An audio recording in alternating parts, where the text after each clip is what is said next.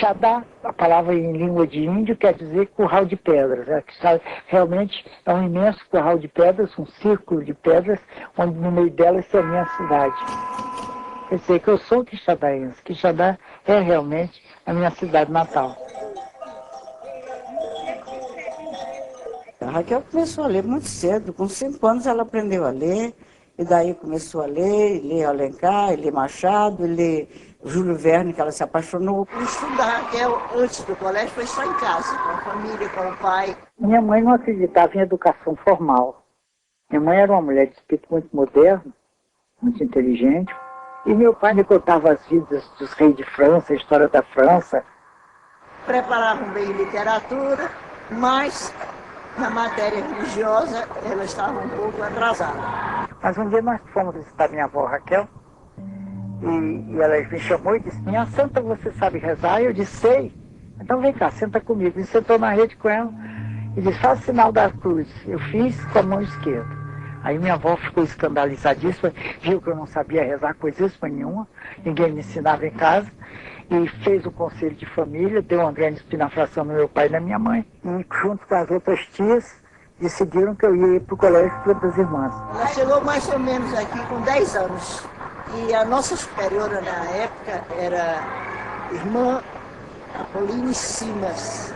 Então a irmã Apoline me chamou, começou a falar sobre história, eu contei a história do Pedro I, Pedro II, Carlota Joaquina. Daí disse: Raquelzinha, vamos fazer agora uma volta ao mundo. E eu perguntei: a senhora quer pelo Estreito do Panamá ou pelo Estreito de Magalhães? Ela ficou encantada. E eram as matérias que a irmã Pauline gostava. Então ela disse: você pode ir para a segunda classe, que era a penúltima, né? Eu não sabia nem o que era um substantivo, um adjetivo, conjugação de verbo, análise lógica e gramatical, eu nunca tinha ouvido falar.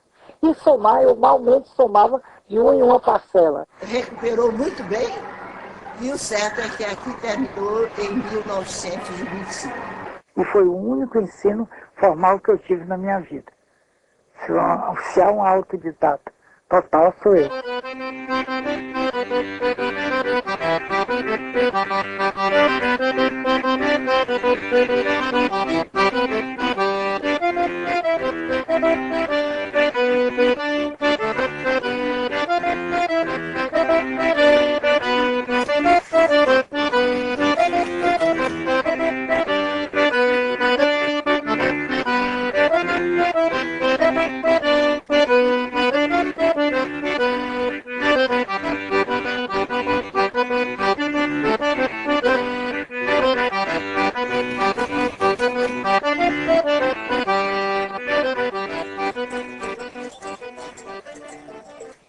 Quando eu tinha 9 anos, uma vez, papai me trouxe aqui, me mostrou a fazenda, e disse: quando você casar, mande seu marido fazer uma casa aqui de frente para o nascente, mande tapar aquele açude e mande fazer o curral longe da casa, para quando chover, o sujo do curral não ir para a água do açude.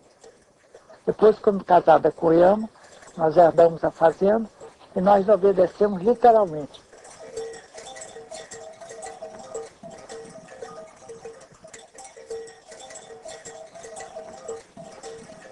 A inauguração foi no mês de agosto, festa, né? Oh, festa boa, foi uma festa da comida. Comida da casa, que é a comida da minha, salinha da comida, né? Foi desde desse tempo, minha filha, que eu entrei nessa casa para trabalhar. E a gente ajudou em tudo já.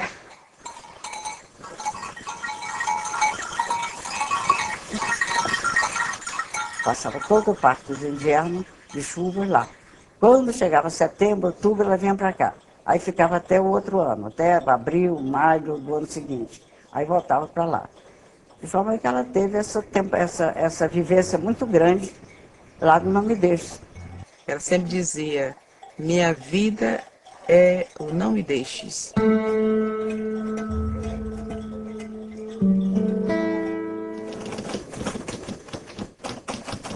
Sempre ela fazia artigo aqui nesse chalé, né? Às vezes escrevia nesse primeiro quarto aí, botava na janela, porque era bem claro e ventilado, e escrevia, mas batia com a rapidez Ela começou na literatura escrevendo uma crônica, criticando a escolha da Rainha dos Estudantes, que era um concurso de Miss hoje. Assinada com o pseudônimo Rita de Queluz, arrasando com tal concurso de beleza. E aí, os jornalistas que receberam ficaram muito impressionados com o estilo dela, que era um estilo muito diferente. Aí foram descobrir quem era. A carta tinha sido postada pelo correio e vinha de Quixadá. Então, dizem que o Jade de Carvalho e o de Jaci de Menezes foi quem descobriram. Não, isso é a Raquelzinha, filha do Daniel. Que foi imediatamente convidada para escrever nesse lugar. E ela assinou uma coluna literária durante muito tempo no jornal O Ceará.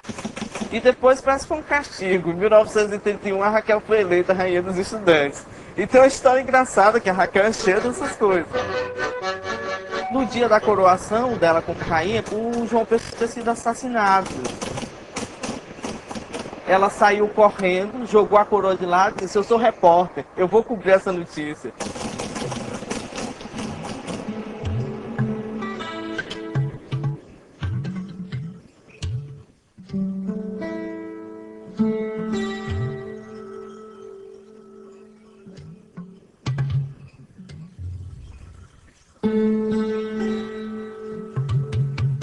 Primeiro livro, ela chamava o livrinho. Ela escreveu no caderninho, com lápis, à noite, à luz de lamparina. O 15 foi fundamental, foi um romance fundamental na literatura brasileira e basicamente nessa literatura que se usa chamar de literatura regionalista. O primeiro livro regionalista, assim, de que se tem notícia é A Bagaceira, né, do Zé Américo de Almeida.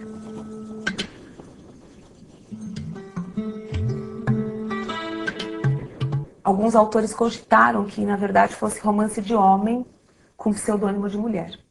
Por ser uma escrita contida, uma escrita que não dava margem aos sentimentalismos ou às emoções que eles acreditavam que fossem típicas do gênero feminino. O 15 é um livro puro, com linguajar expresso e uma envolvente história de amor com os dramas da seca.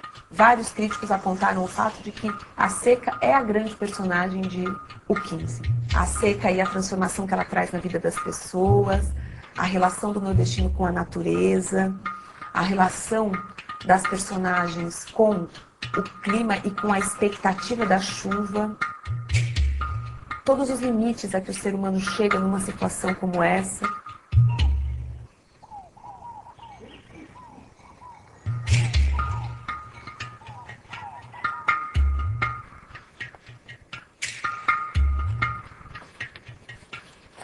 Raquel nasceu em 1910, então ela tinha 5 anos quando aconteceu a seca do 15. Ai, nossa, que está no céu. E a seca de 15 foi muito marcante, aquele período todo. E ela mostra no livro a devoção. É tanto que ela começa o livro com a mãe Nácia se benzendo, né, fazendo uma prece a São José pedindo chuva, que é aquela coisa muito nordestina, muito nossa.